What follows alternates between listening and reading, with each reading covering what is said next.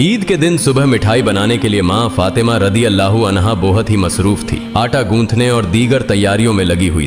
दोस्तों, आज हम हज़रत बीबी फातिमा रदी अल्लाह ताला अन्हा की सब्र का वाक़या वीडियो के ज़रिए सुनाएंगे, जो कि आपने किस तरीके से सब्र किया। ईद का दिन था और घर में नए कपड़े नहीं थे। हज़रत इमाम हसन, हज़रत इमाम हुसैन आपके बेटे जिद कर रहे थे कि अम्मी, सभी लोग घर में अपने नए नए कपड़े पहन रहे हैं और हमारे पास नहीं है। किस तरीके से जन्नत से जोड़ा आया, इस कहानी में आप देखेंगे। This video is credit Shaheen, so start now. Eid के दिन सुबह मिठाई बनाने के लिए माँ फातिमा रदी अल्लाहु अन्हा बहुत ही मसरूफ थी। आटा गूंथने और दीगर तैयारियों में लगी हुई थी, क्योंकि सुबह ही सारे काम पूरे करने थे। दूसरी तरफ 8-10 साल के मासूम से दो भाई अपना खेल छोड़कर माँ के पास आ गए। उनके मासूम लहजे में एक सवाल था, अम्मा तुम्हें याद नहीं, आज ईद है, जरा बाहर आकर देखो तो सही। मोहल्ले के लड़के लड़कियां नए नए कपड़े पहनकर कितना खुश हो रहे हैं और हम दोनों ने तो अभी तक नए कपड़े भी नहीं पहने। क्या इसका मतलब यह है कि हम आज ईद नहीं मनाएंगे? थोड़ी देर बाद वे फिर कहने लगे, अम्मा जल्दी से हमारे नए कपड़े पहना दो, हम भी उनके साथ खेलते खेलते ईदगाह जाना चाहते हैं। जब अब्बू आएंगे तो उन्हें हमारे साथ भेज देना, हम उनके साथ वापस लौट आएंगे। माँ ने बच्चों के सिर पर मोहब्बत भरा हाथ फेरा, उनके माथे को चूमा और बोली, अभी ईदगाह जाने में काफी वक्त है बेटा, तुम लोग बाहर जाकर थोड़ा घूम फिर आओ, फिर मैं तुम्हें नए कपड़े पहना दूंगी। हो सकता है तब तक तुम्हारे अब्बू भी आ जाएं, शायद वह तुम्हारे लिए नए कपड़े लेकर आएं, तब मैं तुम्हें नए कपड़े पहना दूंगी और तुम अपने अब्बू के साथ ईदगाह चले जाना। अब जाओ बेटा, बाहर जाकर थोड़ा खेलो, इस बीच मैं अपने काम निपटा लूं। दोनों भाई बोले, जी अम्मा। फिर छोटा भाई अचानक सवाल करने लगा, अम्मा क्या अब्बू हमारे लिए नए कपड़े लेने गए हैं? माँ ने दोनों बच्चों को अपने गले से लगा लिया, उनके माथे पर प्यार से चूमा और अपने दिल के आंसू पोंछते हुए हंसकर कहा, हाँ बेटा तुम्हारे लिए नए कपड़े आएंगे, तुम्हें जरूर पहनाऊंगी। अब तुम लोग बाहर जाकर खेलो, सब ठीक हो जाएगा। माँ ने अपने रब पर यकीन करके अपने बच्चों को दिलासा दिया। दोनों भाई खुशी खुशी बाहर चले गए। माँ ने अपने आंचल से आंसू पोंछे और मजबूरी में अपने काम में दोबारा मशगूल हो गई। कुछ देर बाद दोनों भाई फिर रोते हुए घर लौट आए। उन्होंने कहा, अम्मा वे लोग हमें अपने नए कपड़े दिखाकर चिढ़ा रहे हैं। वे कहते हैं, देखो तुम्हारे पास हमारे जैसे नए कपड़े नहीं हैं, अगर होते तो तुम इन्हें जरूर पहनते। वे कहते हैं कि हमारे अब्बू कैसे हैं जो ईद के दिन भी हमारे लिए नए कपड़े नहीं लाए। वे हमें ईदगाह चलने को कह रहे हैं और बोल रहे हैं जल्दी से नए कपड़े पहनकर आओ, अगर आना है। वे खजूर के पेड़ के नीचे खड़े हैं और तब तक हमारा इंतजार करेंगे जब तक हम नए कपड़े पहनकर उनके साथ न चले। अम्मा अब्बू अभी तक क्यों नहीं आए? अम्मी हमें जल्दी से नए कपड़े पहना दो ताकि हम आपके साथ ईदगाह जा सकें। मासूम बच्चों की इस गुजारिश को सुनकर अम्मी अपने जज्बातों पर काबू नहीं रख सकी। आंसू रोकना उनके लिए बड़ा मुश्किल हो गया, लेकिन बच्चे अम्मी को मजबूती से गले लगाकर खामोशी से उनकी ओर देख रहे थे। सब्र खो चुकी अम्मी अपने बच्चों को अपने सीने से लगाकर सिसक सिसक कर रोने लगी। कुछ ही पल में खुद को संभालते हुए अम्मी ने आंसू पोंछे और चेहरे पर जबरन एक हल्की मुस्कान लाते हुए बोली, अभी ईदगाह जाने का वक्त नहीं हुआ है बेटा, तुम लोग इतनी जल्दी क्यों कर रहे हो? नमाज के लिए अभी काफी वक्त है। इस दौरान बाहर जाकर थोड़ा घूम फिर आओ और देखो तुम्हारे अब्बू कहाँ हैं, उन्हें ढूंढ कर ले आओ। तब तक मैं अपना बाकी काम निपटा लेती हूँ, थोड़ा सा ही काम बचा है। अगर तुम्हारे अब्बू नए कपड़े लाते हैं तो मैं तुम्हें बहुत खूबसूरती से तैयार कर दूंगी,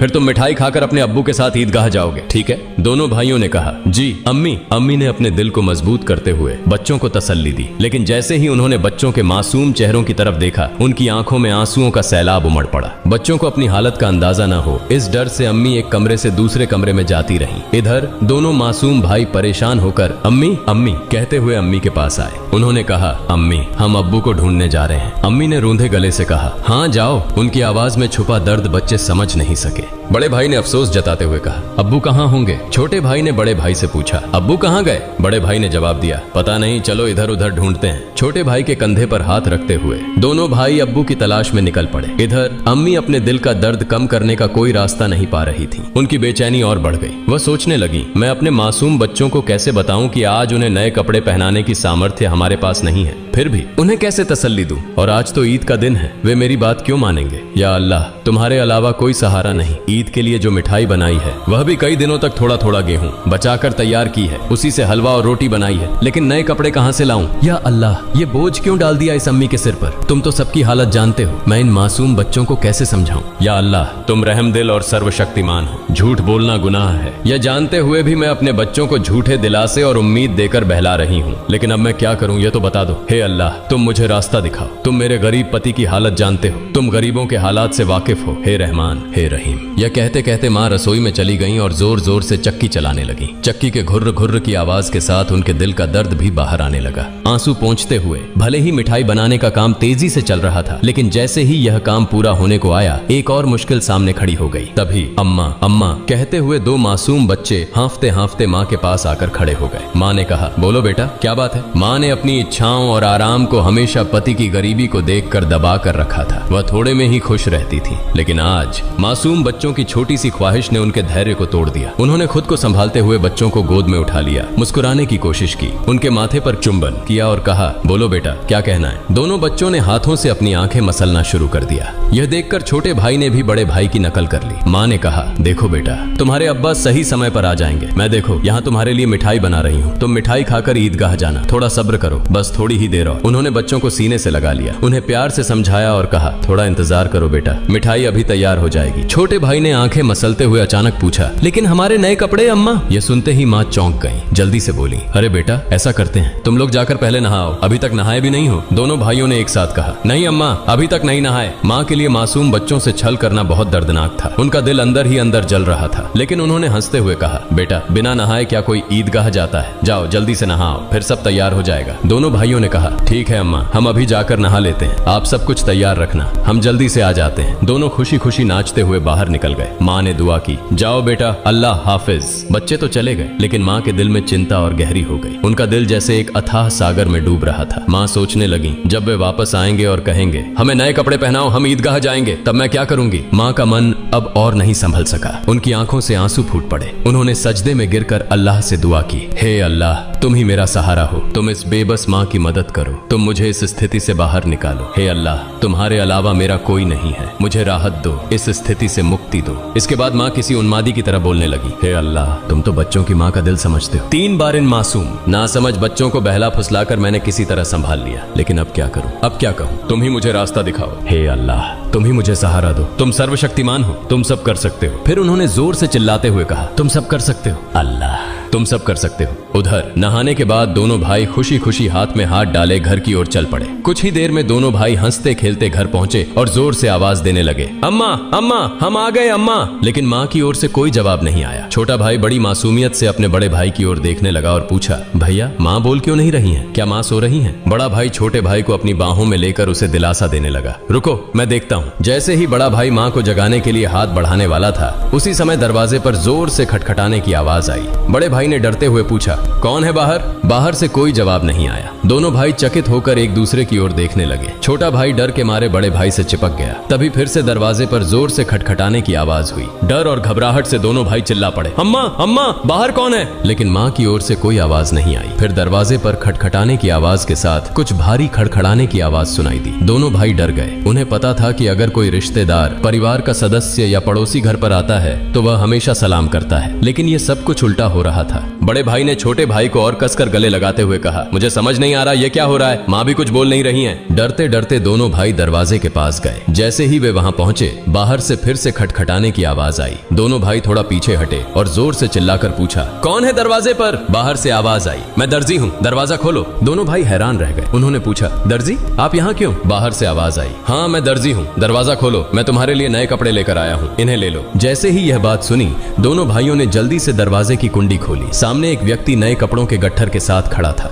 दोनों भाई एक पल के लिए हैरान रह गए। दर्जी ने कपड़े उनकी ओर बढ़ाए। बड़े भाई ने झटपट सारे कपड़े अपने हाथों में ले लिए और छोटे भाई का हाथ पकड़कर तेजी से दौड़ते हुए माँ के पास पहुंचा। उस समय माँ अब भी संभल नहीं पाई थी। वह गुपचुप आंसू बहा रही थी। दोनों भाई बोले, अम्मा अम्मा, देखो दर्जी हमारे लिए कितने सुंदर सुंदर नए कपड़े लेकर आया है, जल्दी से हमें कपड़े पहनाओ, हम ईदगाह जाएंगे। बड़े भाई की बात सुनते ही छोटा भाई भी चहकते हुए बोला, हाँ अम्मा, जल्दी करो, अगर देर हो गई तो हमें नमाज का समय नहीं मिलेगा। माँ यह सुनकर हैरान रह गई। कुछ पल के लिए बच्चों की ओर देखा और उन्हें गले लगाकर फूट फूट कर रोने लगी। इसके तुरंत बाद उन्होंने बच्चों को छोड़ दिया और सीधे सजदे में गिर गई। उन्होंने कहा, है अल्लाह, तुम्हारी महानता को कौन समझ सकता है। उन्हें तुरंत समझ में आ गया कि जो व्यक्ति नए कपड़े लेकर दर्जी बनकर आया था वह वास्तव में दर्जी नहीं था, निश्चित ही वह अल्लाह के भेजे हुए फरिश्तों में से एक था। माँ सजदे से उठी और जल्दी से बच्चों से बोली, जाओ बेटा जाओ, उसे मेरा सलाम कह देना और कहना कि वह आज हमारे घर से विदा हो जाए। लेकिन बच्चों को यह बात याद ही नहीं रही। दोनों भाई नए कपड़े पाकर इतने खुश थे कि उनकी खुशी का ठिकाना नहीं रहा। माँ ने बच्चों को देख उनके सिर और पीठ पर हाथ फेरकर उन्हें गोद में लेकर प्यार किया और माथे पर चूमा। फिर हल्के से डांटते हुए कहा, बेटा क्या तुम अभी तक नहीं गए? दर्जी साहब को क्या लगेगा? वे सोचेंगे कि इस घर के लोग कितने बदतमीज हैं। मेहमान बाहर दरवाजे पर खड़ा है और तुम यहाँ मस्ती कर रहे हो। तुमने उसे भूल ही गए। यह तो बहुत बड़ा गलत व्यवहार है। तुरंत जाओ, उसे मेरा सलाम पहुंचाओ और कहना कि वह आज हमारे मेहमान बने। जाओ बेटा, उन्हें बैठक में आराम से बैठने के लिए कहो। बिना देरी किए दोनों भाई दरवाजे की ओर भागे, लेकिन तब तक दर्जी घोड़े पर सवार होकर घर से बहुत दूर निकल चुका था। दोनों भाई जोर से चिल्लाने लगे, दर्जी साहब, ओ दर्जी साहब, अम्मा ने आपको सलाम कहा है, जल्दी वापस आइए। आज आप हमारे घर दावत पर आइए, हम बैठक का दरवाजा खोल रहे हैं। लेकिन दूर से हवा के साथ जवाब आया, अपनी अम्मा और अब्बा को मेरा सलाम देना, किसी और समय मिलने आऊंगा। अस्सलामु अलैकुम। दोनों भाई दौड़ते हुए माँ के पास आए और सब कुछ बता दिया।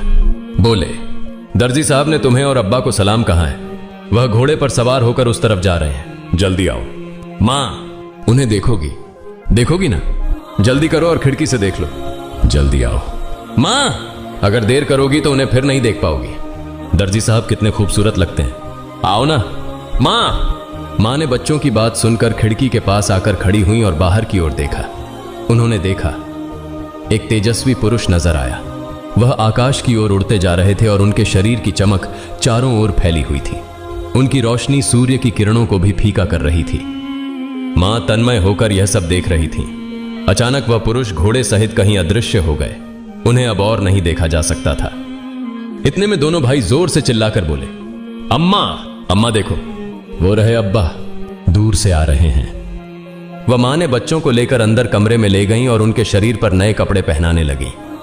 उसकी आंखों से खुशी के आंसू बह रहे थे। दोनों भाइयों ने हैरानी से पूछा, अम्मा, अम्मा तुम क्यों रो रही हो? मां ने कहा, बेटा मैं क्यों रो रही हूँ, यह तुम अभी नहीं समझोगे। तुम्हारी उम्र अभी इतनी नहीं हुई है, लेकिन आज से यह बात याद रखना, एक पल के लिए भी अल्लाह ताला को भूलना मत। अल्लाह को हमेशा याद रखना। जो हमेशा अल्लाह को याद रखता है वह कभी भी मुसीबत में नहीं पड़ेगा। अगर तुम इस छोटी सी बात को हमेशा अपने दिल में बसा लोगे और जिंदगी भर अल्लाह को नहीं भूलोगे तो देखोगे कि अल्लाह हमेशा तुम्हारी मदद करेगा। वायदे वह कभी तुम्हें कठिनाइयों में नहीं डालेगा। माँ अपने बच्चों को यही नसीहत दे रही थी और साथ ही उन्हें नए कपड़े पहना रही थी। जब बच्चों को सजाने का काम पूरा हो गया तो माँ ने सुरमे का डिब्बा लाकर छोटे बेटे की आंखों में सुरमा लगाया। बड़े बेटे की आंखों में सुरमा लगाते ही दरवाजे के बाहर से आवाज आई, अस्सलामु अलैकुम या फातिमा तुझ जहरा। अंदर से हजरत फातिमा रजी अल्लाह ताला अन्हा ने जवाब दिया, वालेकुम अस्सलाम या अली करीमुल्लाह। छोटा बेटा दौड़कर बाहर गया और चिल्लाने लगा, अब्बा आ गए, अब्बा आ गए। बड़ा बेटा बाहर जाने ही वाला था, लेकिन माँ ने उसे रोक लिया क्योंकि उसकी आंखों में सुरमा लगाना बाकी था। माँ थोड़ी गुस्से में बोली,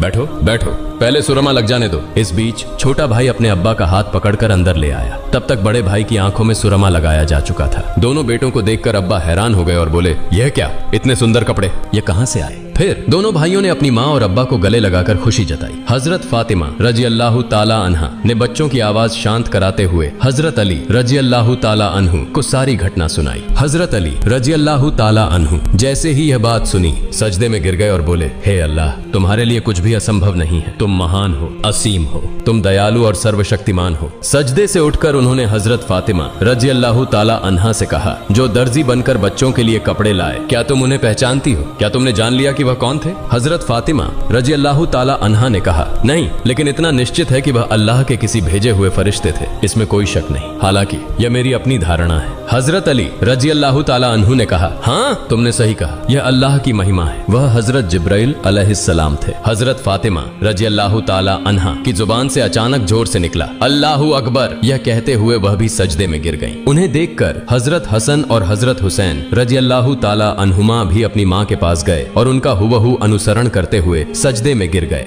दोस्तों, ये था हजरत बीबी फातिमा के सब्र का वाक़या।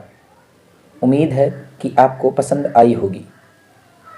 आपने देखा कि हज़रत फ़ातिमा ने सर सजदे में रख कर अल्लाह से दुआ मांगी और अल्लाह ने फ़रिश्ते के ज़रिए हज़रत इमाम हसन हज़रत इमाम हुसैन को जन्नती जोड़ा ईद के लिए भेजा।